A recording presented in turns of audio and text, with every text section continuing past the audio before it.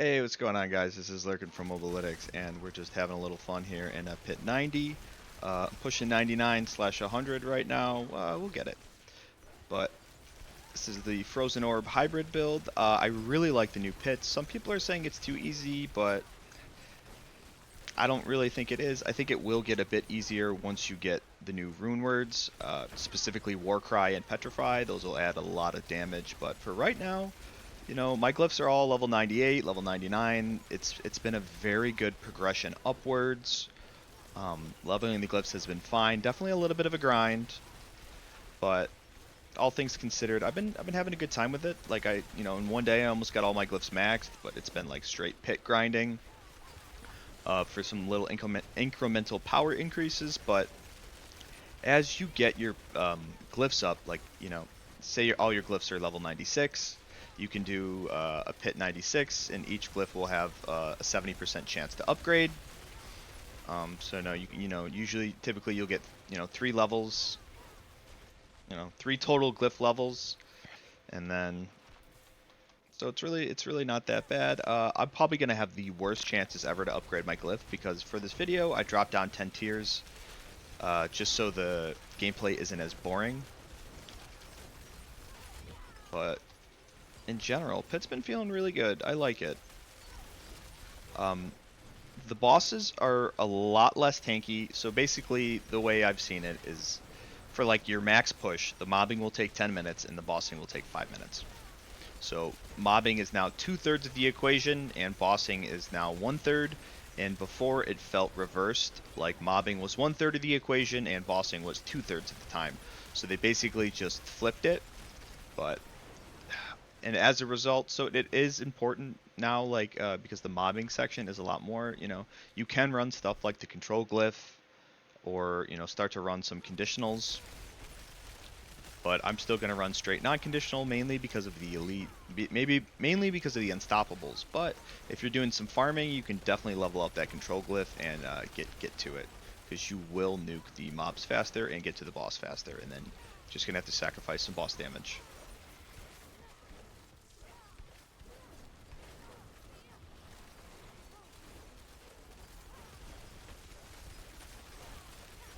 Glyph leveling felt very good, and I would say until my glyphs got to about level 85 or 90, and then it sort of it was slower because you're unable to do. It's a guaranteed upgrade when the pit level is 10 above your glyph, but once you hit 85 or 90, I mean, it might be a little bit different once we get all the runes, but for now, for me in this like raw dog setup, it's just plus 10 all the time is a little difficult. Start to have to do on par, but again, once you get Petrify and Warcry, it should be a ton easier. A lot more power. I tried putting on Raiment, and then all that happened was I'd clump the enemies and my game would lag out and I would die. So let's see. So that was like 3.5 minutes to reach the boss, and let's see how long the boss takes. I'm really liking these new familiars. I'll go over the build in a second. I don't really have a planner yet. Mobalytics isn't fully updated, but I'll get that on there as soon as I can. But I've really been loving the Frozen Orb hybrid. I think Spear is definitely still the strongest build, but I think the gap has been bridged by a large margin due to the cap on Conj Mastery of 30 stacks. So they're not getting as much damage as they used to. And Frozen Orb always just about hit that cap there. So let's see, that took about a minute. The mobbing took about 3 minutes. So yeah, a third or 25%. And the ancestral rate is not very good. And then when you do get an ancestral, it usually looks something like this, like a pair of random boots with GA cold resist. And I did manage to get this little ring here, but it's been tough. Just like every 4 runs or so, or maybe every 3 runs you'll get one. But as you can see, so I am on a tier 90, and I have a 1% chance to upgrade my glyphs. Let's gamble. 1% chance. So yeah, so you can't drop down below a lot of tiers. So I'll go over the build. It's just my Frozen Orb Jon Snow build. I made some changes to it. Just a few. So as you can see, let's see. I am actively trying to get. I'm on 90. I'm on 100 actually. So we'll give that a shot after I go over the guide, and if I don't complete it on that first attempt, then it won't make the cut. But the build is just your standard. Shaco's really important now because 1,000 is the new armor cap. Like I even have a GA armor Shaco. Armor is really hard to get now. You can't just slot 3 uniques. Like you will probably need some GA armor pants or something like that. It's a bit, even with the armor in the Paragon, it's a little tough to hit it. Materials might is amazing. Like this, we can see the second that I take it off, my resistances go down the shitter.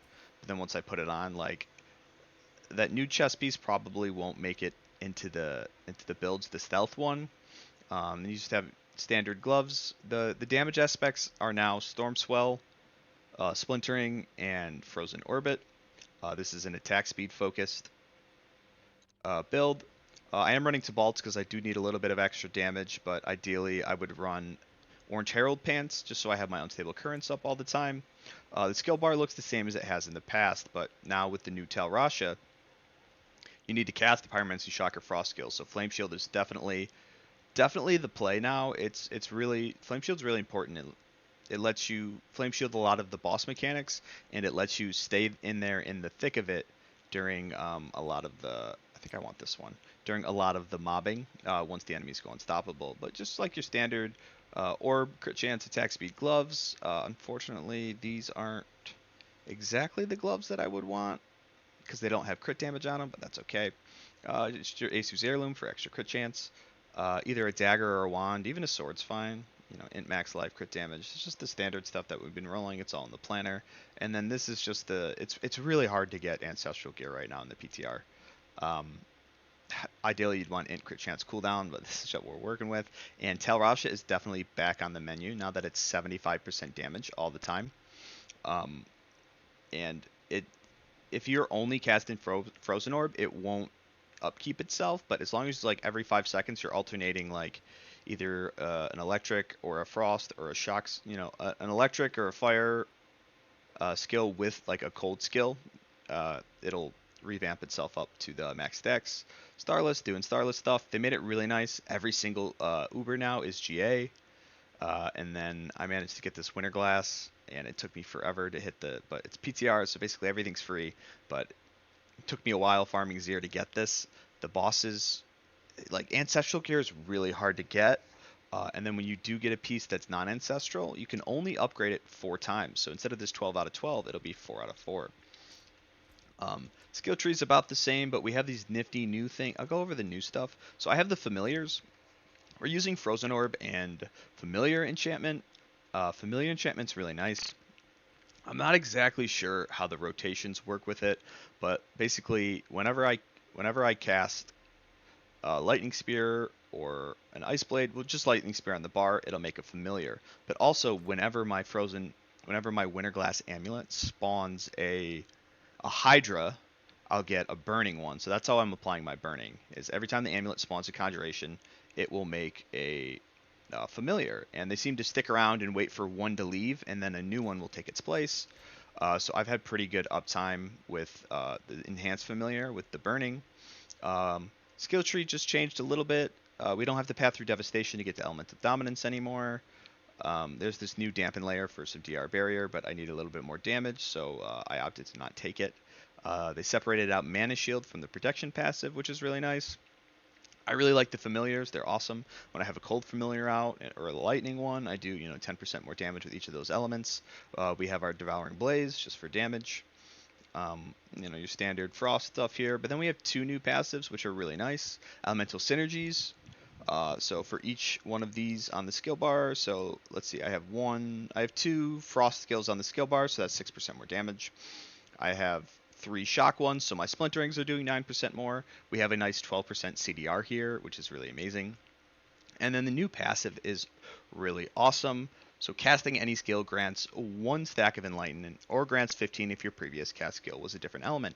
So currently the way it's working is this has permanent uptime, because when the Winterglass Amulet is making skills and like Hydras and Lightning Spears, these are counting towards the stack, even though they're not casted, so that might change. But I think with how often Frozen Orb and yeah, I think with how often Frozen Orb casts Lightning Spear, that it's going to just be pretty fine. But you get 20%, 25% damage, 45% mana regen, and 20% attack speed during it, and then all your cold, lightning, and fire damage gets combined.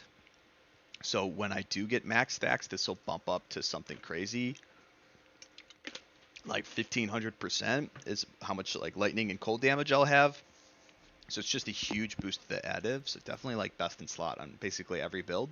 I think I'll put enlightenment on everything. It's just really nice. All right, Paragon boards look a little different. So you only get 5 boards now, as we've stated. So we started off with the starter. It's a little bit scuffed. Let's get back in there. So the tooltips are a little bit scuffed, but we have Elementalist. Mine are level 98s across the board. Let's just look at them like this. So the starter is Elementalist. I'm getting a bunch of damage to non-fizz, 15% damage for the elemental damage that I deal, and it increases all my non-physical by 20%. Next, we move into Frigid Fate. I really like Frigid Fate. It's got cool nodes that have lucky hit chance, max life, Vuln DR, and then like vulnerable damage and Vuln DR. And I put Enchanter here. I max it out, and I get 800% flat damage, which is really awesome. And then I get just like a flat 20% multi to all my damage. Eliminator is really cool. I'm getting 367 intelligence from this Eliminator.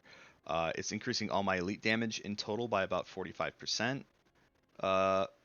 28 times by about 38% in general. And then in addition, I'm getting a ton of intelligence, dex, willpower, and strength from it. So that's sort of helping me reach my crit cap, help with my mana regen, and help with my armor. Fundamental release is really awesome. Each time you apply vulnerable, burning, or critically strike an enemy, they take 10% increased damage from you up to 30%. I don't know if you have to apply each individual one, but I think you can just apply vulnerable, burn them, or critically strike them, and it's just 30% all damage to everything. I don't have this board quite filled out yet, but it's really good. It's got Vuln DR, Burning DR, damage to burning enemies, and dot reductions. This will help against the poison damage. It's awesome. My third board is Icefall, 25% damage with cold, 50 if they're frozen.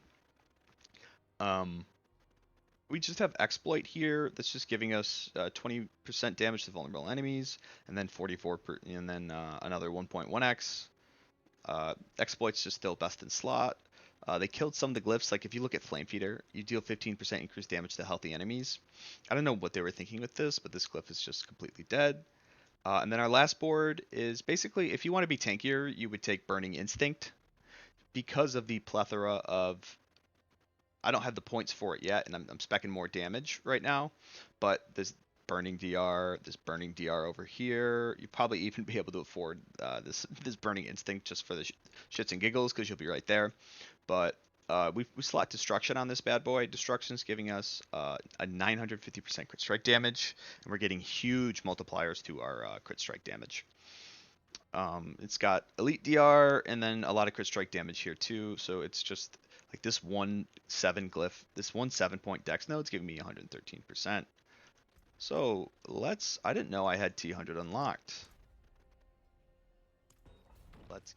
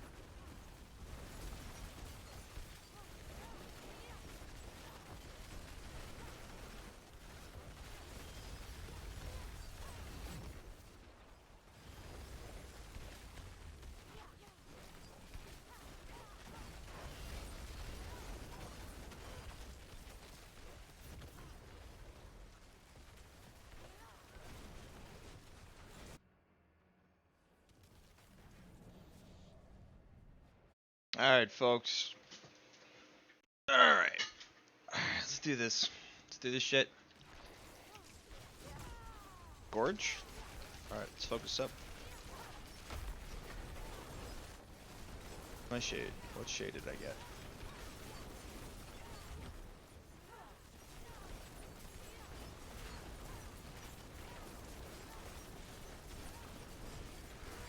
We got wall. That's great. Perfect.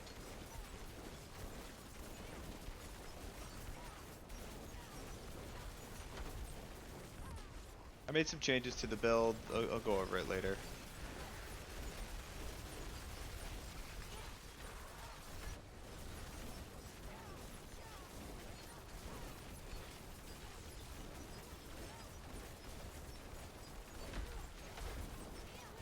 Figured out some stuff.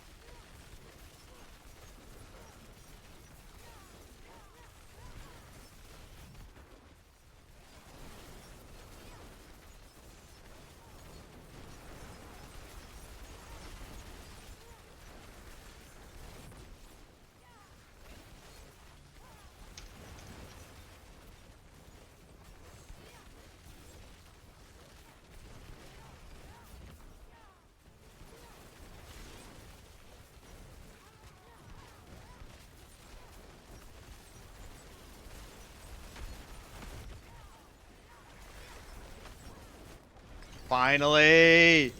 Oh my god! So what it took was getting a lot more intelligence, because if you read on intelligence right now, this is giving us double what it's supposed to be doing. So it seems like it's a little bit bugged, but also remember the fact that I don't have runes in, so I'm missing 60, 70, 80% damage from equipping Warcry and Petrify. So the changes I made to the build where I ran Shroud of False Death, and the fact that I have 5 minutes left there definitely leads me to believe that I could have ran Tyrael's Might. But Shroud of False Death, it's basically a dead item, except for the fact that it gives you +1 ranks to all passives. So that's, I got a rank in Glass Cannon, Elemental Dominance, even more DR from Dampen Layer, Protection, another rank of Conj Mastery, Depth Blaze, you know, the list goes on and on. Like, for such a trash item, that has to deal with stealth, it really is amazing. And I dropped to Balts for Orange Herald Pants. I wanted the intelligence, and quite frankly, I wanted the warmth, so that I could stop running out of potions. And it's got dodge chance too, which is great. But I really love warmth. The healing's amazing. It always keeps you topped off. It helps stave off the poison. And then one thing that we did was I put the new Eliminator glyph for 494 intelligence on Frigid Fate, because it has so much int. This is giving me 594 total intelligence. That's crazy. That's 4 gems worth. And then we put Enchanter over here because it's really not needed. And I think Enchanter may eventually get dropped off of the build for control. And the reason being control is I'm noticing that the bosses, the mobbing is taking 8-10 minutes, and the bosses are only taking like 2-3-4 minutes. So, you know, there's a lot less focus on boss damage than there has been in the past. And something even like Tactician could be really good, because this will eventually go up to like 28% damage to close. It'll boost all your rare nodes, and then you can just force close. But let me find control.